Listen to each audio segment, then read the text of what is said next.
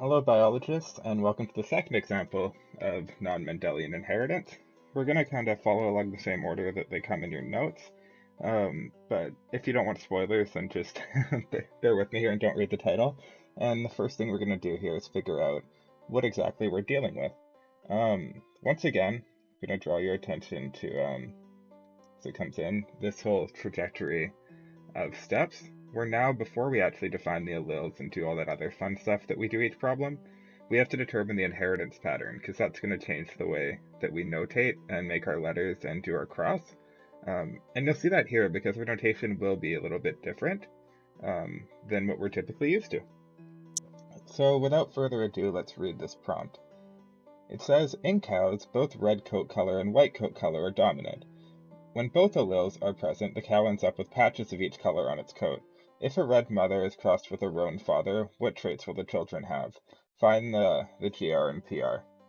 So here, roan means mixes of both, and I'm going to shortly show you what that looks like. Actually, I'll go to the next slide. So here, it's saying that both are dominant, and if we get both allele, we end up with patches of each color. So this is different, because remember in incomplete dominance, we ended up with a bit of a blend, and normally the dominant would match the recessive, but here nothing's recessive. We have a bunch of dominant, and we end up with patches of each color. So I'll show you what these look like. Here's a red cow. Also, like, cows are kind of strange to look at when you look close. I never really looked this close at cows. Like, see? They're wild animals. But, I guess they're not wild. They're domesticated animals. But, so those are your red and white cow. Then our color that we call roan looks like this, just so you can visualize what we're actually talking about. It's going to have patches of each, so each dominant allele is actually shown and fully expressed like individually. So once again, we have three phenotypes and only two alleles, and this is a pattern of codominance. Both traits are fully expressed, those fancy special effects in case you missed it. Both traits are fully expressed individually, and both are dominant, so we use fancy notation too. So here, the thing you're looking for is two dominant traits getting expressed together. That is indicative of a codominance inheritance pattern. So if you want to take one more look at the cows, pause the video, but otherwise, we'll go to the next slide.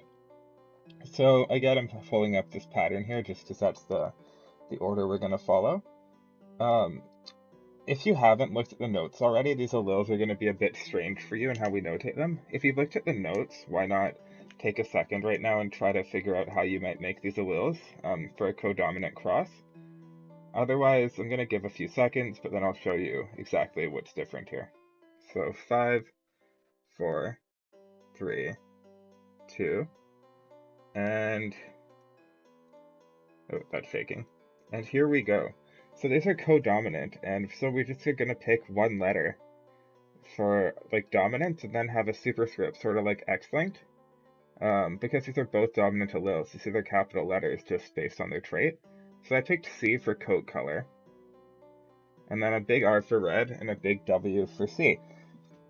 So the difference in codominance here is we can't have one be uppercase and one be lowercase because neither are recessive.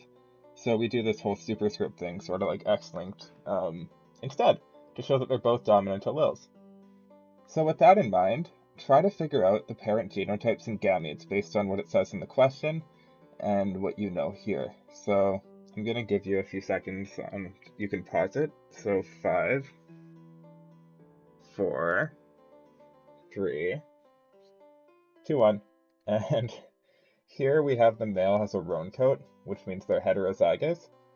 And the mother has a red coat, so they're homozygous red. So we're not saying like dominant and recessive here, because everything is dominant, and they have codominant. So the roan coat isn't a dominant and a recessive allele. It's two dominant alleles, both getting expressed independently. So cool. Then genotypes and gametes work out the same as you're used to. You're just going to split them. So here the male can make a red coat allele, or it sounds like a Revolutionary War thing, or like a white coat allele. And then the female can make just the red coat allele. So with that all in mind, why don't you go on and make a Punnett square and see if you can figure out the ratios. I'll give you about 5 seconds here again to pause, and then you can come back when you're ready. So 5, 4, 3, 2, 1 and... Wait, there's our Punnett square. We're going to put our CR for the female and our CW for the male. But, as you all know, we don't need to do both for the female, because that's just repetitive, and we want to make this as efficient as we can. So this is how our Punnett square is going to shape up. Just to show you why I did that, these are both the same, so no matter what you're crossing it with, it's going to be the same, so we don't have to do the second one. So here we're going to cross it through and get one heterozygous red and one homozygote here. So yeah, if you haven't done the ratios yet, I'll give you a few more seconds. 3, 2, 1 to pause and stuff. 3, 2, 1. We'll come back, and our genotypic ratio is half CR and half CW. And what that maps out as is 50% red, that's when we just have the red alleles, and 50% roan, which is when they're both expressed individually. So the thing you're looking for in codominance are when multiple dominant alleles get expressed at the same time together, and once you notice that pattern, you'll be off and running. So keep posted with the videos and the lessons, and feel free to email me with any questions you may have. I wish you all the best of luck on your practice, biologists, and have a nice day. There's my email if you want to make a note. Yeah, have a nice day, everyone. Goodbye.